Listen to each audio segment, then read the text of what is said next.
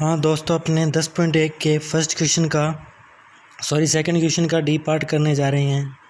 Second question के C part तक आपको पिछली वीडियो के लेक्चर में दे दिया था। अभी सेकंड क्वेश्चन के डी पार्ट में देखो क्या दिया आपको कि वृत्त तथा उसकी स्पर्श रेखा के उभयनिष्ठ बिंदु को क्या कहते हैं। देखो कल अपने बात की थी इसमें कि जैसे ये आपका वृत्त है और स्पर्श रेखा, किसी भी बिंदु पे अगर अपने यहाँ पे स्पर्श रेखा खींच दी एक, ये क्या आपकी ए बी स्पर्श रेखा, तो आपको क्या देखिए वृत्त तथा उसकी स्पर्श रेखा के उभयनिष्ठ बिंदु। उभयनिष्ठ बिंदु का मतलब ऐसा बिंदु जो वृत्त पर भी हो और उसकी स्पर्श रेखा पर भी हो। देखो ये वाला बिंदु है, ये इस वृत्त पर भी है और इसकी स्पर्श रेखा पर भी है। तो उभयनिष्ठ का मतलब कॉमन का मतलब जो दोनों में हो, स्पर्श रेखा पे भी हो और वृत्त पे भी हो।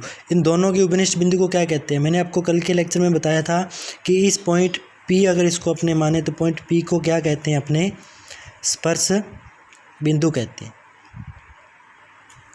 ठीक, अब इसके बाद देखो क्वेश्चन नंबर 3 इसका है कि 5 सेंटीमीटर त्रिज्या वाले एक वृत्त की बिंदु पी पर स्पर्श रेखा पी क्यू केंद्र ओ से जाने वाली रेखा से बिंदु क्यू पर इस प्रकार मिलती है कि ओ क्यू बराबर 12 सेंटीमीटर है, तो पी क्यू आपको ज्ञात करना है। तो सबसे पहले देखो इसमें क्वेश्चन में क्या बोला कि 5 सेंटीमीटर त्रिज्या वाला एक वृत्त है। तो अपनों ने क्या किया, 5 सेंटीमीटर त्रिज्या का एक वृत्त ड्रॉ कर लिया। ये जो वृत्त है उसकी त्रिज्या कितनी है, 5 सेंटीमीटर है। वृत्त के बिंदु पी पर स्पर्श रेखा पी क्यू, ये मान लिया अपनों ने पॉइंट पी है, कहीं पे भी मान सकते हैं अपने, ये पॉइंट पी है। तो इस पॉइंट पी पे स्पर्श रेखा मान ली अपनों ने पी क्यू स्पर्श रेखा है। इधर भी मान सकते हैं क्यू और क्यू इधर भी मान सकते हैं। स्पर्श रेखा पी क्यू केंद्र ओ से जाने वाली रेखा से बिंदु क्यू पर, अब केंद्र ओ से जाने वाली रेखा से बिंदु क्यू पर इस प्रकार मिलती है कि ओ क्यू बराबर 12 सेंटीमीटर, अर्थात इस ओ और इस क्यू के बीच की डिस्टेंस आपको कितनी दे रखी है, 12 सेंटीमीटर दे रखी है। ओ क्यू बराबर 12 सेंटीमीटर है और पी क्यू आपको ज्ञात करनी है। अभी आपको कल मैंने बताया था कि ये वाली जो डिस्टेंस होती है ये क्या होती है, आपकी त्रिज्या आर होती है। आर इसमें आपको कितनी दी हुई है, 5 सेंटीमीटर दी हुई है। तो सबसे पहले आपको क्या दिया हुआ है वो लिख लेंगे। अपने को दिया है ओ पी बराबर 5 सेंटीमीटर, ओ क्यू बराबर 12 सेंटीमीटर। अपने को ज्ञात क्या करना है, पी क्यू ज्ञात करना है। तो इसमें देखो आप एक छोटी सी बात अगर आपको और बताऊं मैं कि जैसे ये आपका सर्कल है, इसके किसी भी बिंदु पर स्पर्श रेखा, यहाँ पे मान लीजिए स्पर्श रेखा है, ये स्पर्श रेखा और ये जो आपका सेंटर ओ है, इससे इस पर अगर अपने रेखा खींचेंगे तो ये क्या होता है, हमेशा लंब होता है। लंब का मतलब ये वाला कोण कितना होता है, हमेशा 90 डिग्री का होता है। बिल्कुल ऐसे ही ये वाला कोण कितना हो जाएगा, 90 डिग्री का, और ये वाला कोण भी कितना हो जाएगा, 90 डिग्री का। अगर अपने बात करें इसमें से आपको देखो त्रिभुज उठा लें, ये वाला पी ओ क्यू, क्योंकि आपको ये डिस्टेंस दी है, ये डिस्टेंस दी है, आपको क्या निकालनी है, पी क्यू निकालनी है। तो पी क्यू अगर अपनों ने इस त्रिभुज को उठा के अलग लिख लिया अपनों ने, ये वाला सेंटर पॉइंट क्या आपका ओ, ये वाला पॉइंट कितना है पी, और ये वाला पॉइंट कितना है क्यू। ये वाली डिस्टेंस आपको कितनी दी हुई है, 12 सेंटीमीटर। ये वाली क्या दी हुई है आपको, 5 सेंटीमीटर, और ये वाला एंगल कितना है, 90। ओ पी आप पी क्यू आपको निकालनी है। तो आपने देखो पिछली कक्षा में पढ़ा होगा कि त्रिभुज, समकोण त्रिभुज पे पाइथागोरस प्रमेय अप्लाई कर सकते हैं। क्या होता है, कर्ण स्क्वायर बराबर आधार स्क्वायर प्लस का लंब स्क्वायर।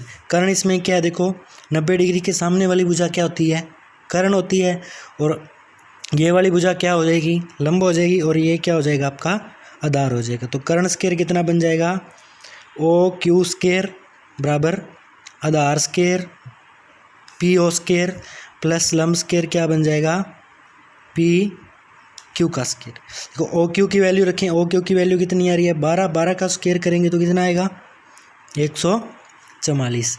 पी ओ कितना आ रहा आपका 25 का स्क्वायर करेंगे तो क्या आएगा 25, और पी क्यू आपको निकालना है। तो पी क्यू को अपने पी क्यू ही पढ़ा रहने थे।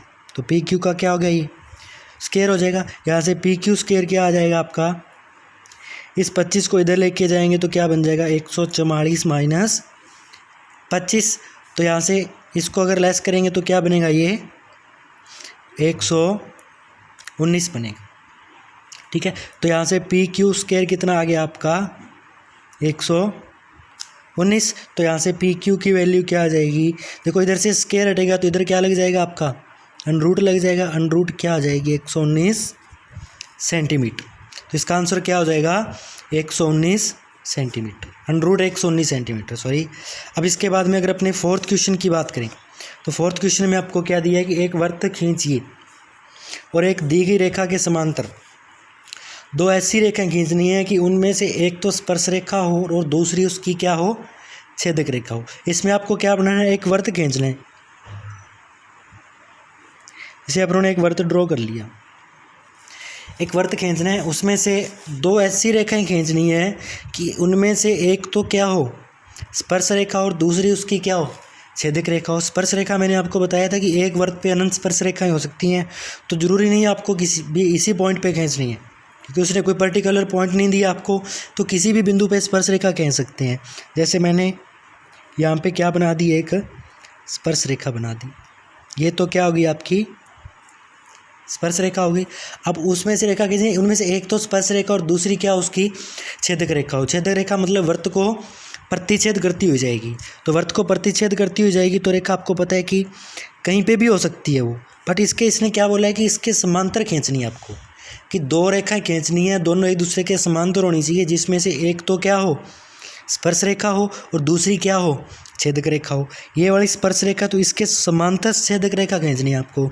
तो समांतर छेदक रेखा आप देखो यहाँ पे छेदक रेखा वृत्त को काटती हुई जाएगी, तो यहाँ पे भी हो सकती है, यहाँ पे भी हो सकती है, यहाँ पे भी हो सकती है, यहाँ पे भी हो सकती है, यहाँ पे भी हो सकती है। अपने को इतनी सारी नहीं बनानी, सिर्फ एक ही रेखा खींचनी है, चाहे ए मान लो ए बी मान लो। तो इसका जो आपका देखो फाइनल आंसर बनेगा वो क्या बनेगा कि जैसे आपका वृत्त था, ये इसकी क्या हो गई एक स्पर्श रेखा हो गई, इस स्पर्श रेखा के समांतर क्या अपनों ने खींच दी एक छेदक रेखा ए बी लिख। तो यहाँ पे क्या लिख देंगे अपने पी क्यू बराबर क्या है स्पर्श रेखा है, और आपकी जो ए बी बराबर क्या है इस स्पर्श रेखा के समांतर क्या है एक छेदक रेखा। ठीक। अब इसके बाद में देखो अगर अपने बात करें 10.2 की, तो 10.2 के अंदर पहला क्वेश्चन आपका कि एक बिंदु Q से वृत्त पर स्पर्श रेखा की लंबाई 24 सेंटीमीटर है तथा Q की केंद्र से दूरी 25 सेंटीमीटर है, तो वृत्त की त्रिज्या निकालनी है। तो सबसे पहले देखो इसका अपने डायग्राम बनाएंगे। डायग्राम कैसे बनेगा कि ये देखो आपका जैसे अपनों ने सर्कल ड्रॉ कर लिया, तो एक बिंदु Q से वृत्त पर स्पर्श रेखा। अब इसमें आपको ध्यान देने वाली बात ये है कि एक बिंदु Q से, अगर आपको देखो Q से मतलब Q है जो वृत्त पे नहीं है, Q से का मतलब Q दूर है वृत्त से, तो यहाँ पर उन्होंने मान लिया कि यहाँ पे क्या आपका Q पॉइंट है। Q से वृत्त पर स्पर्श रेखा खींच दी अपनों ने, ये वाली क्या है एक स्पर्श रेखा खींच दी, इसको नाम दे दिया अपने पॉइंट P। तो यहाँ पे क्यू पी क्या है एक वृत्त की स्पर्श रेखा, जिसकी लंबाई कितनी दे रखी है आपको 24 सेंटीमीटर दे रखी है। Q की केंद्र से दूरी, इस Q की केंद्र अपनों ने मान लिया वृत्त का ये वाला है, इस Q की केंद्र से दूरी कितनी दे रखी है आपको 25 सेंटीमीटर दे रखी है। तो ये वाली जो डिस्टेंस है ये कितनी है 25 सेंटीमीटर है। तो आपको क्या निकालनी है वृत्त की त्रिज्या निकालनी है। देखो त्रिज्या आपकी अगर यहाँ से केंद्रक से स्पर्श रेखा पे अपने लंब डालें तो ये आपकी देखो आपको पता है कि ये वाली क्या होती है हमेशा त्रिज्या होती है, तो ये अपनों ने ये पॉइंट P है तो ये आपकी क्या होगी R होगी। तो इसमें देखो आपको बताया कि यहाँ पे हमेशा क्या बनता है 90 डिग्री एंगल बनता है, 90 डिग्री एंगल बनता है। तो आपको QP डिस्टेंस दे रखी है, OQ डिस्टेंस दे रखी है, OP आपको निकालनी है। अब इसको देखो अगर अपने थोड़ा सा और ईजिली बनाएं तो इस आपको क्या करोगे इस त्रिभुज को आप बाहर निकाल लो एक बार देखो इसको अगर अपने ड्रॉ करेंगे अपने बिल्कुल ऐसे बनेगा कुछ पॉइंट O। ध्यान देना कि यहाँ पे सबसे पहले आपको जहाँ पे 90 डिग्री एंगल बन रहा है वो पॉइंट फिक्स कर दो आप। 90 डिग्री एंगल किस पे बन रहा है पॉइंट P पे। यहाँ पे 90 डिग्री एंगल यहाँ पे नहीं बन रहा, यहाँ पे नहीं बन रहा, यहाँ पे बन रहा है, तो यहाँ पे 90 डिग्री एंगल हो गया। इसको क्या नाम दे दिया अपनों ने P नाम दे दिया।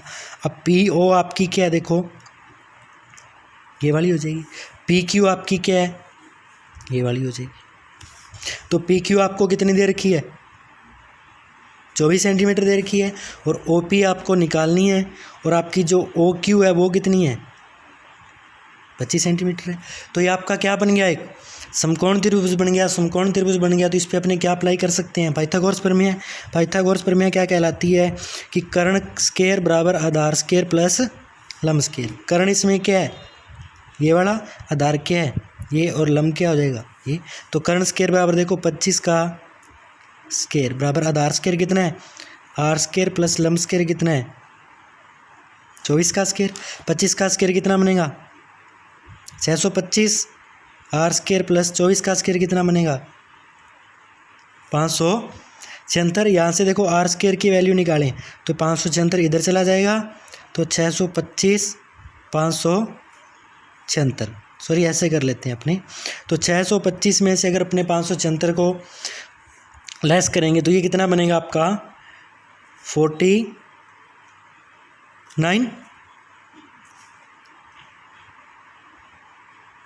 तो यहाँ से आर स्क्वायर बराबर कितना आ गया 49। तो आर की वैल्यू यहाँ से क्या आ जाएगी, √49। आर बराबर क्या बनेगा, प्लस का 7 सेंटीमीटर।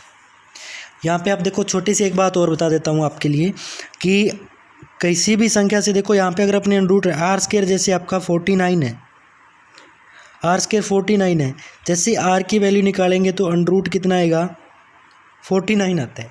जैसे किसी भी संख्या से अंडरूट हटता है तो ध्यान रखना कि प्लस माइनस 2 साइन आते हैं, एक तो प्लस आएगा एक माइनस आएगा, ठीक है। अब इसमें अपनों ने प्लस ही क्यों लिया, माइनस क्यों लिया, देखो यहाँ से दो केस बन सकते हैं कि या तो आप आर क्या ले लो प्लस का 7, या आप आर क्या ले लो माइनस का 7। अब प्लस 7 क्यों लिया, क्योंकि देखो यहाँ पे जो आपकी आर क्या एक प्रकार से दूरी है, तो दूरी कभी भी नेगेटिव नहीं हो सकती। कभी देखा है कि माइनस का 7 मीटर दूरी या माइनस का 7 किलोमीटर दूरी हमेशा क्या होती है, पॉजिटिव होती है। इसलिए अपने यहाँ पे माइनस इसमें कभी मेंशन नहीं करते, इसलिए हमेशा क्या रखते हैं, प्लस रखते हैं। तो यहाँ से आर बराबर कितनी आ जाएगी आपकी 7 सेंटीमीटर आंसर हो जाएगा।